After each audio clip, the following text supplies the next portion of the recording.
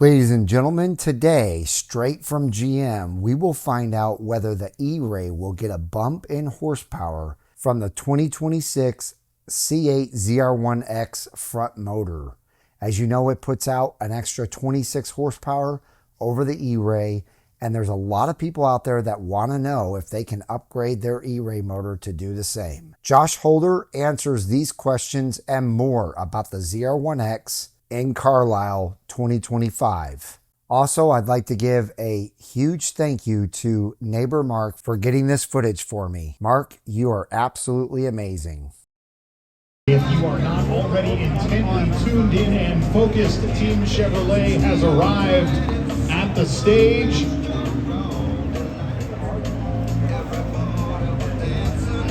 Get ready for some product walkarounds. Are we having a good time? Yeah! All right, yay. I want to welcome our panel of guests, which include Tony Roma, Corvette Executive Chief Engineer, Josh Holder, Corvette Chief Engineer, and Austin Fisher, Corvette Product Marketing Manager. Tony, I'll hand you this microphone first. I believe last year was your first time at Corvettes in Carlisle. What was your impression of last year's show, especially since it brought you back? My impression of last year's show was it was awesome. It was the highlight of the year last year, getting to talk directly with as many Corvette fans that show up here, and what a great time to be involved in the Corvette and talk about these amazing products. So yeah, so I wouldn't miss it. And Corvette's name has been in the news lately, breaking records and capturing headlines. And you have two amazing ZR1Xs here, and I will let you and your crew tell the tale about what we are looking at. So between Tony, Josh, and Austin, ladies and gentlemen, sit back and let's learn about what Corvette is bringing to the table in 2025 and beyond. All right, thanks everybody. I'm gonna kick it off. I'm gonna let Josh talk more details about the car. I just wanna say, like I said a second ago, it's awesome to be here and to be one of the people that are here representing Team Corvette. Which is hundreds of people back home, and we take all this enthusiasm that you and the love you guys show us, and we try and spread that with everybody back home. These cars we have here, Austin will go in more detail about the exact new stuff. These are the two new colors. You may have noticed some of the news that we quietly did where we went to this place in Germany and drove cars around and did some laps. You know, it may have caught your attention. I was there with the drivers, and it was just amazing, the sense of being an American driving an American product in the heart of Germany, where so many of our competitors are from, and it's just incredible. These cars are truly bonkers. I've had the opportunity to drive all the models up to and including the ZR1X on the ring, and it's like nothing else. What we call the engine is basically, it's the straightaway delete. You know, you go through the corners and then you arrive at the next corner insanely faster than you realize and sooner than you think. So these cars are just truly incredible. And then last weekend I was out at Pebble Beach. Josh and I were out there, had the opportunity to be part of the unveiling. And so if any of you are Gran Turismo fans, the Vision Gran Turismo car that we debuted last weekend is going to be available for download in the game, which was really cool. We had the pre-release version up at Laguna Seca for people to drive. So just an awesome time to be part of all this, and so I'm going to turn the mic over to Josh. He'll tell you more about the technical details. Hey, how you doing? Let's hear it. All right. The weather this weekend, it's the best weather I've seen in Carlisle. It's like, feels like 15, maybe 20 degrees cooler out here than it usually is. I haven't sweated through my shirt yet. Tony mentioned some of the news that's come out recently, and we are super proud of it. The Nürburgring story in particular is an example of not just what the cars can do, of course that story is cool, but what we can do, what our own engineers and developers and tuners and all the people that work so hard on Corvettes, their talent and capability. And we have a very deep bench. You may have also heard, since we were here last year, that the ZR1 went out and broke 5-track records. Tony came up with a great name for that. He called it the Hurt Feelings Tour. So we were going around to 4 tracks, 5 configurations, counting 2 at VIR. and broke records not just by a little bit, but by a lot, with 5 different drivers. Just incredible how we were able to do that. Sorry, 4 different drivers, but how we were able to do that with our own team is really, really amazing. And the work that we all get to do here shows in the car. So you can see maybe when you get up close to these cars afterwards that we have a new interior for 2026. And a lot of the changes that are in that interior are because of feedback we get from events like this, from folks like you, talking to us, telling us what you like, and more importantly for us, what maybe you don't like or what you'd like to see changed. And that feedback goes directly into the car. So you all are helping our very talented team make Corvette even better. The Nürburgring news is another example of that. I heard many times from many of you, when are you gonna go back to the Nürburgring? It was almost getting awkward, really. It's like, you guys need to go back to the Nürburgring. I explained that we don't go there to set records, we go there to develop the car. 73 corners of a track like nowhere else in the world. We are there tuning the car, not setting track records. But after pretty vocal feedback from our enthusiastic customers, we knew that it was time to go back, and we're super glad we did. I'll talk a little bit about ZR1X. Last time I was here, we were talking about ZR1, 1,064 horsepower, in case you forgot.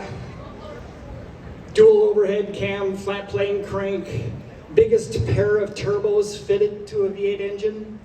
It's a monster. It was such a monster that it broke our own dynos, which had already been upgraded prior to testing and development of the LT7.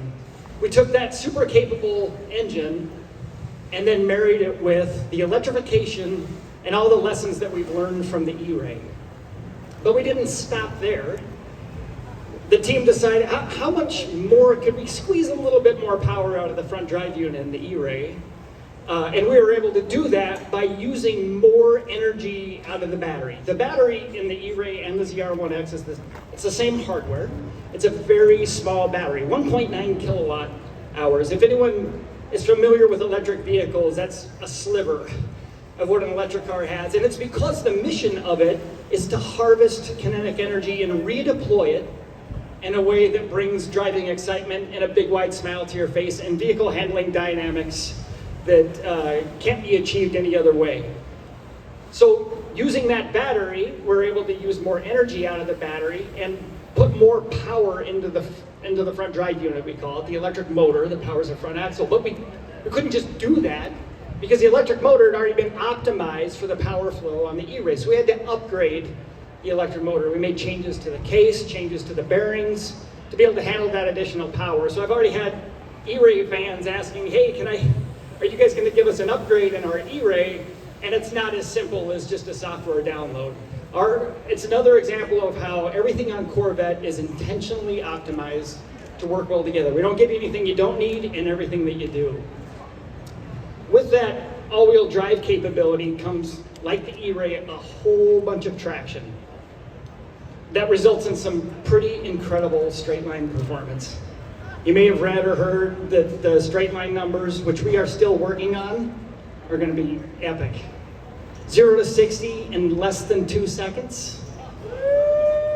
That's a 0 to 60 that starts with a 1, in case you were wondering. 1 point something, 0 to 60. And a quarter mile in under 9 seconds. 8 something quarter mile. Just go to your Chevy dealership and buy a car, a hypercar, built right here in America in Bowling Green, Kentucky. Engine to front drive unit to the whole car. Nobody else can match the performance of the ZR1X. It's just incredible. Yeah. With the electrification in ZR1X, and one of them was the disconnect at top motor speed for the front drive unit. And we increased that from 150 miles an hour to 160 miles an hour. You might be like, okay, that's okay. I'll give you a hint as to why we did that. We did that because we want to make sure we're using the front drive unit all the way through the quarter of a mile. So I won't tell you what our quarter mile speed is. That'll give you a pretty good indication. So another example of what we do to carry Corvette forward to always continue to improve performance, to build on what we've learned and apply it to a car like the ZR1X. With all that go, we also have to stop. And so you can see on these two cars some pretty massive brakes. I feel like every time we're introducing a new Corvette, we're saying this is the biggest brakes that we've ever done on a Corvette. Yep, that's true, but we keep outdoing ourselves. The brakes on the ZR1X and available on ZR1 we call the J59 brake system. It's got rotors that are 16.5 inches in diameter and calipers, front calipers that have 10 pistons. Just a massive, massive brake system. And the rotors are carbon ceramic, but a lot have already commented to me, well, they don't look different than carbon ceramic, and that's because they are different. They are still in the carbon ceramic family, but instead of very short carbon fibers, like in traditional carbon ceramic brakes, like those used on our J57 brake package, these are a much longer strand, and they are built in sandwiched layers. They're molded in sandwiched layers, and then cured through some very high temperatures with a ceramic coating, a ceramic matrix that helps tie those carbon fibers together. And that longer carbon fiber helps the rotor conduct heat very, very efficiently, which is exactly what a brake's job is. A brake's job is to transfer kinetic energy into heat. And the better it can transfer that heat into the air and cool off, the better the brake system is. And we've done many, many laps, including Nürburgring, with this brake system. And not only is it super capable, deceleration numbers that are mind-boggling, around 2 Gs of deceleration. It is also very bulletproof, very long-lasting, durable brake system. So, as you heard from Josh, we are not going to be able to upgrade the E-Ray front motor with the ZR1X extra 26 horsepower. However, don't lose hope. I think that this is something that GM might be holding in their back pocket or up their sleeve, if you will, to maybe boost the E-Ray in the long term. And maybe they will be able to do a simple upgrade to your car and get extra horsepower in that front motor of the E-Ray down the road. So don't lose hope. It still could come, even though he specifically said it's not that easy right now. But I hope you enjoyed this video. If you did, give it a big thumbs up. Hit that red subscribe button. I hope each and every one of you have a wonderful rest of your day. And we'll see you in the next Carlisle upload.